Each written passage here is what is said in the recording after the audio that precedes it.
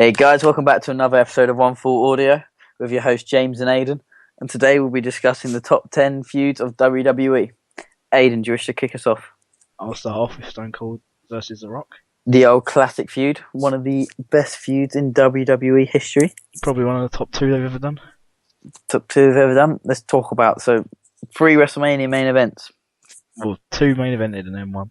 Well, yeah, co-main evented. Yes. As they now say. With which one was the best match? For the whole event of what it was, probably 17.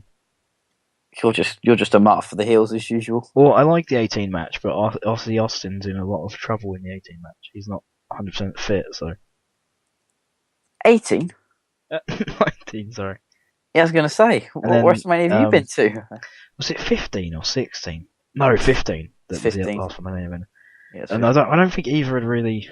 Did they hit their stride for their characters then? Or was there a bit further to go, do you think? A bit further to go. 17 was the peak. Yeah, 17 was definitely. It was the peak of the popularity of wrestling as well. It was indeed, and 2 of them culminating off... I disagree with the Austin heel turn, as we've already mentioned in 17. Yeah, we've covered that already. I can't remember what video we covered it on.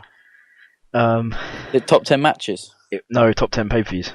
Yes, the last top 10 episode. Go and check it out. Literally out yesterday.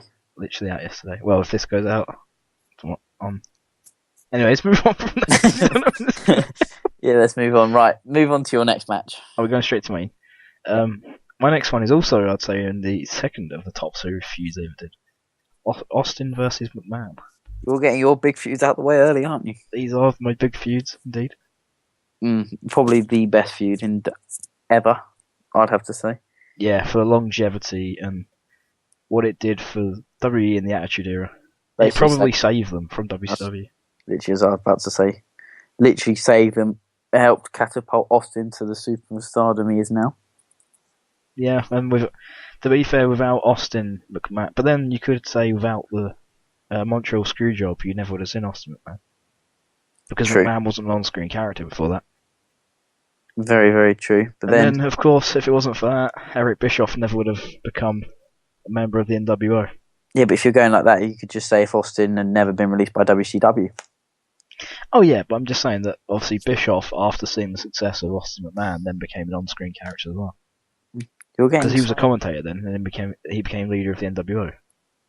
NWO. So that's obviously 2 huge runs. I think they're the 2 most biggest feuds in WWE history. Especially when Vinny won the Royal Rumble. Oh, don't get me started. Big Vinny. And the cage match is just an all-round, overall, great feud. Very, very good feud. Let's jump to number 3. What you got in your third list? My number 3 is Shawn Michaels versus Bret Hart. Very, very solid. 2 solid workers. 2 of the best ever. Well, as you know, I'm not a fan of Bret Hart at all. Still one of the best workers ever. Neither am I, but he's still one of the best wrestlers ever. I just don't like the guy. He's very, very good. He is... He has some amazing matches. The Iron Man match at Mania, which some people don't like, but I still think it's very good. Yeah. I thought the pacing was very good. Even though loads of people complain there's only 1 fall. I don't think it really matters, but there you go. And it was in overtime. Yeah, it did go into overtime. Wasn't even in normal time was 60 minutes. Yeah, I quite liked it though. I thought it was a good match. Plus, as we already mentioned, you got the Montreal Screwjob. This is before the Screwjob though. Yeah. Obviously. Well, it was part of their feud though. Oh, I see what you're saying. Yeah, obviously. I'm not really relating it back to the match. Yeah, but yeah, key compartment in the feud. Oh, here's a question for you. Do you think it was a work? I flip-flop quite a bit on this. Sometimes I think it was a work, and sometimes I don't. See, I think it was a work. But then why would he have gone WCW? Why not? Because it doesn't make sense. He got released by WWE. WWE would not have released Bret Hart. It would never have happened. I just think it's a hell work. I don't think... part of me really doesn't think it's a work. I think Bret was in it all along. I don't know. It just adds to publicity as well, because WWE was strong at the time, weren't they? No. But that helps WCW. Not necessarily, because it adds to... No, of course it does, because when Bret Hart makes his first debut, everyone's going to be watching him because off the back of the Screwjob. Yeah, they're going to be waiting for that first Nitro appearance. So people are going to tune into every Nitro to try and see Bret Hart. It's only going to add to Nitro's numbers. I don't think it's a work at all. It only has WWE as well, though. Because it doesn't, because no one's watching WWE numbers to see Bret Hart, are they? Everyone's going to go, all right, now he's gone then. I'm going to go watch WCW for Bret Hart. We all want to see Shawnee, to be honest. Not all the time. If we look at the Canadians as well, how many of them would have tuned into Nitro after that? Literally millions. No, I don't think it's work. Sometimes I don't know, but overall, no. I think it's. I'm very sceptical. It's very sceptical. Think of. Should I move on? Go on then, if you want to. I will move on to a bit more almost. What's the word I'm called? Almost retro of all the feuds. Hogan versus Macho Man, but I was also very on 50-50 of Hogan versus Ultimate Warrior as well. You're going back in time. But I think Hogan Macho, for me, just about overdoes it. Why? Because it was the whole Mega Powers feud of them two being friends, and then Macho snapping and thinking Hogan's after his woman. Elizabeth. Yeah, Elizabeth over here. Yeah. At WrestleMania 5, are we talking? Was it 5? It might have been. I think it's 5. I'm confident in saying WrestleMania 5. Well, 4 was the tournament that Macho won the title, so yeah, it could have been. 3 was Andre the Giant, wasn't it? Yeah, 3 was Andre. 4 was the title tournament because Andre beat Hogan, but gave the title. But $1 Million Man bought the title off him, so they put it vacant, and Macho won it in the final. Yeah, and then you have Hulk Macho at 5. Yeah, and I think it might have been after that. It was either Hulk Warrior or it was Hulk Sergeant Slaughter and then Hulk Warrior. I can't remember which order it goes. And the feud continued on. It did indeed, but Hulk and Macho was also done in WCW, and they were a team again in WCW. And they feuded again in WCW, so it lasted through to like 99, probably. Maybe 98. Cool. Hogan, arguably one of the biggest ever wrestlers. The biggest ever wrestler. Yeah, how did he even get his name that big anyway, Hogan? Hulk Hogan? Yeah. Because he covered a bit more mainstream media, didn't he? He was in TV series and that sort of thing. Well, I think you could argue now The Rock's probably bigger than him. No. I don't know, I think you could. If you asked anybody of any generation who Hulk Hogan was, everybody knows who he is. No, I'm not on about wrestler, I'm on about just all-round general now. No, I'm talking about all-round general name as well. I don't know, I think you could You can ask old people who The Rock is and they wouldn't know who he is, but they know who Hulk Hogan is. I don't know who Rock is. Probably not. I'd say Hulk's a much bigger name than Rock. It's debatable. No, as all time, I think it's Hulk Hogan by quite some margin. Go on then, do you want to move on to your next feud? My last feud is maybe not everyone's list, but I would say Undertaker versus Edge. A very outgoing feud. Well, I feel like it was always SmackDown's main feud during the first draft split. Yeah, it was in 06. No, more than that. 06? Went through to 09. 06, Edge was still on Raw. Did it go through to 09? It did go through to 09. When was the SummerSlam match? Was that I think 08? SummerSlam was 08, but I think it carried on to 09. Oh, yeah. I meant 08 then. Yeah, the Hell in a Cell at SummerSlam 08 was really good. And probably one of Edge's best matches, if I had to say. Yeah, it was very well done. There's a lot of good spots in there, like when they broke out the cage and Edge ran across 2 announce tables and speared Taker and stuff. It was really good. Powerbomb off the ladder through the ring. Yeah, he doesn't pin him for the ending, does he? No, he just puts him through the ring and that's it. But that doesn't mean that match is still never finished then. KO. They never do KO finishes. But Alan has. Anyway. I can't even remember actually. Is there actually a finish before that? Before he puts him through the ring? Oh, he might have done. I remember he puts him through the ring because on the DVD, I don't know if it's happened on the actual pay-per-view. I imagine it did. On the DVD, they put like a red filter over the camera, and everything goes red and then black and white. Because they put him through the fire as well. He sets fire to it, doesn't he? The whole while. Yeah, but yeah. So Edge is dead. It was a little bit late 90s Undertaker, it was like late 90s Undertaker, but for a generation that was a bit past it for that, to be honest. I feel that's really unneeded for that match. It really took me out of it. Like, it was a really good match, and then that ending really, really took me out of it. And I was like, oh yeah, I'm watching Undertaker be Supernatural again now. Endings are very key to a feud, I'd have 6 years ago, he was riding a motorbike, now he's setting fire to people with magic powers. Yeah. I think we should move on to your 5. Go on then. I'll kick us off with a big one as well. There you go. Triple H, Shawn Michaels. Yeah, one of my favourite feuds. Oh, we've got my favourite last man standing match in there from 03 Rumble. Yeah, it was very good. No, 04 Rumble. 04 Rumble, yeah.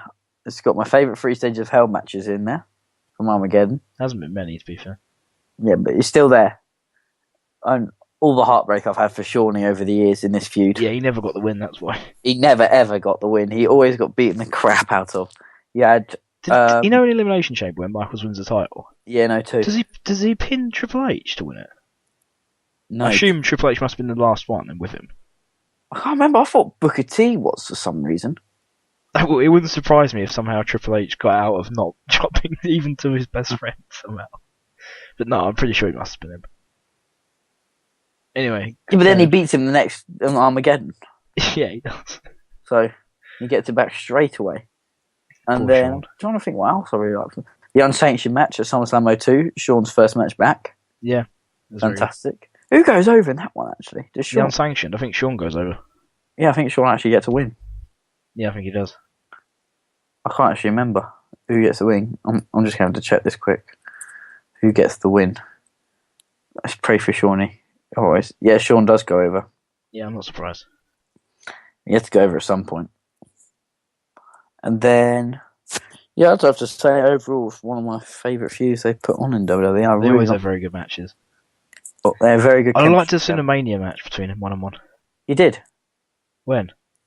WrestleMania 20. No, it wasn't. It was. It's Triple Threat. With who? You tried making this joke before. Let's not go over it again. They never had a 1-on-1, and that kind of irks me. They should have had a 1-on-1 at Mania. Thou shall not be named. Yeah, they should. They should have had. You can still do it. Triple H's last ever match. Michaels won't work again, I don't think. No, he won't work again. He loves his farming life too much. Although he was the only one in working gear at WrestleMania 32. That's because I've read something about that. He got told he had to be or something. Really? Yeah. No one gave Austin and Foley the memo.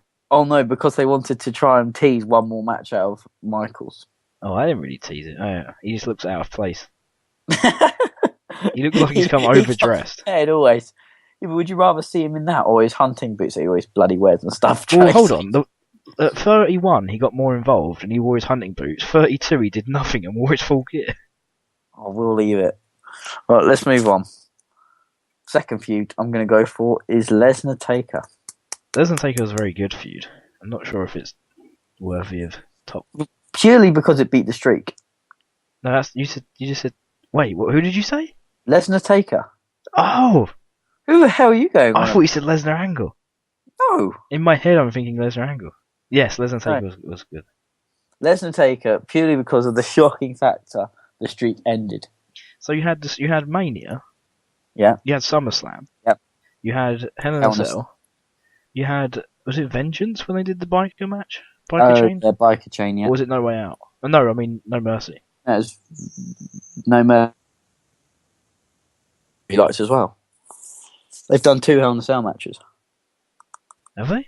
Yeah, they have. Lesnar won the other one as well. Was that in 02, your first Hell in a Cell? Yeah, it was at No Mercy. Yeah. No Mercy and Vengeance. That was another. They had quite a few then. Yeah, they've actually. I really liked their whole feud as well. Bruce recent as well. I really liked the SummerSlam match, but I hated the ending. I like the ending. I absolutely hated the ending. What's to like about that ending? Because it still makes Lesnar look really strong. Yeah, but I actually can't remember it. You can't remember the ending? No, Lesnar. I know Undertaker tapped, but the ref didn't see it, and then he puts him and then Taker low blows him. Yeah, and puts him in a child's choke. Yeah. And he passes out, yeah. I have no problem with that. It's dreadful. Why did Taker keep kicking him in the bollocks every pay-per-view as well? Because Taker can't beat him for some reason. Yeah, but that made Taker be the heel for me.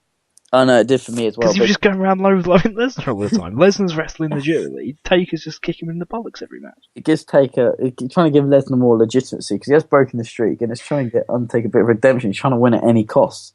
As my last controversial comment on this, I wish the streak ending would have been Taker's last match. I feel that I've enjoyed, apart from the SummerSlam match, which I did quite like, I've enjoyed nothing that Taker's done since then. Is Hell in a Cell match? No, I didn't think it was all that great. I thought Reigns and Bray was quite good that night, but I didn't think theirs was spectacular. I really liked that match that night as well. I really liked it. I liked Undertaker Shane as well, although it was very slow and methodical. Undertaker who? Undertaker Shane. No, I hated Undertaker Shane. Don't get me started on that match. And then I don't know. But I would like to see him still, even if the streak ended. I just want to see him a few more times. I don't. I really I don't. like- Everything about him is gone for me now. I don't want to see him anymore. Alrighty, I'll let you. Well, That's my controversial opinion of the day. moving on, I'm going to say Edge versus Cena for numero 3. Yeah, they had a good feud. A very good feud over the WWE title for months, with a live sex show in between. Well, it wasn't that bad. It wasn't. You think Edge got it, but by the end of the year, Cena was champion again. Yeah, and then Edge got it back straight away. He cashed in on him. No, that was when he won it, and then Cena got it straight back again. And then Edge had it again because they had that massive No, he didn't, TLC match. because Cena was against Triple H at Mania that year. Yeah, and then they had the TLC match as well. For the straps where Cena got it back. No, that isn't. Yeah, no, okay, you're not understanding. So Cena versus Edge, when Edge cashed in at New Year's Revolution. Yeah, fantastic cash in. When Cena won it back was before the end of that year. Cena won it back. Yeah. And he just kept it through to that Mania. So Edge couldn't have been champion for that long. Is the point I'm making? I don't think he was. He could only have been champion for like 3 or 4 months max. Not even that, I don't think. Yeah, no, but then he got another reign. Yeah, he did, but not for a little while. And he had another feud with Cena for it. And that was another really good feud. Yeah, because they had the live sex show and stuff. No, the live sex show was after New Year's Revolution. No, because it was like in mid-June. No, it wasn't. It was after New Year's Revolution. No, because then it was the night after New Year's Revolution. I promise you. Well, anyway, it's still a very good feud. Well, when their TLC match was in like the summer. Yeah, that must have been after Mania. Because his Mania opponent was Triple H. But Edge had the title. We must have won it back after Mania then. Or Cena. Yeah. So the feud continues. Yeah, but you had a little break, because from Royal Rumble to Mania, it was Triple H. Oh, still a very good feud. Yeah, I liked it. Well, let's move on then if you're going to keep slagging it off. We wasted a bit of time on that. Right, Taker Shawnee is my next feud. Well, yeah, we're going from their history onwards. Because I like their first Hell in a Cell match. Well, you can say that. Was their first Hell in a Cell? Was it 98 or was it 97? Yeah, 98. Are you sure? Because I thought Foley falling off the Hell in a Cell was 98. Oh, I don't know. It might be 97. I really can't remember. Because it was Bad Blood. Yeah, I feel like it must have been, because that's when Kane debuted. Yeah, I feel 97 now. Yeah, so do I, because I think that's before he lost to Austin. Yeah, okay, for all intents and purposes, let's say 97 now. Yeah, I want to say 97. He's could have been 98, I don't know. No, because he was gone by 98. Yeah, he was gone at 98. So it must have been 97, or 96 even. Probably one of the best Hell in a Cell matches there is. Well, the first one? Yeah. Or the Mick Foley one? Taker Shawn. Yeah, I really like Taker Shawn. Considering it was the first match, they did really well. They did do very well. They've had a really... every match I've seen of theirs has been amazing. I really like their casket match as well. Yeah, that's probably the only casket matches I actually like. No, I like the one for Lucha Underground. Yeah, but that's not... that's not WWE. That's a casket match. We're getting off topic. Let's get back onto Edge Taker, please. Right, the WrestleMania 25 match is the one I want to talk about. 25 is the best one, I think. I think it's better than 26. It's just so good. The first one's better for me. The whole promos and stuff are better for me in the second one, though. I thought the actual match was better in the first one, though. See, I generally believe Shawn Michaels was going to break the streak. I generally believe he was. See, I wasn't watching during that time. I was, and I thought it was nailed on. So there's only one time only twice I ever thought the streak was ever going to break. Since I've been watching. When was that? That was Randy Orton at 21. Yeah. And then Lesnar, because I told you if he hits 3 F5s, he's going to win, and that's what he did. Yeah, but that was during the match after he hit 2. Oh yeah, not in the build-up. I thought Taker was probably going to win. Oh, I thought Taker was going massively over. Yeah, I didn't think Lesnar was probably going to win. It was like 100 to 1 on the odds. It wasn't that much, but it was quite high. It was almost that. It was because Lesnar was 33 to 1 to win the match, and then you just on like the whole build up to 26 as well, where Shawn's his last ever match, where he says he has nothing left. The whole feud, how he almost beat Undertaker if he hadn't made that one mistake in 25. Yeah, I do like it. I just thought 25 was a better match, and like I keep saying, for me, in the ring is more important to me than the storytelling. Very true. I just think they had very solid matches. Just a Oh, crap. none of them are bad. Obviously, you got two good workers. And let's move on to my last feud on my list. How could I miss it out? Punk Cena. Not really. The Summer of Punk. How? No. I'm not disagreeing with it. It's just not my timeline. Oh, let's just think back to 2011 Money in the Bank. Start off the feud. Punk Cena for the title. Punk's last match. When did they do the title for title? Was that Money in the Bank? SummerSlam. That's right. That was after though, wasn't it? No, it was the pay-per-view after because Punk won the title. Yeah. And then he said he left, and then no one expected him. He was back the next night after Cena re-won the title back. Yeah, he beat Rey Mysterio, didn't he? Yeah, and then Punk came out and they did a title versus title. Just the whole promos on CM Punk having a go at WWE, Vince calling everybody out. The matches are phenomenal. How many did they have though? Is only two? No, they've had loads. Because if you think, then you think onto their next. Didn't they have a good match on Raw as well? Those two.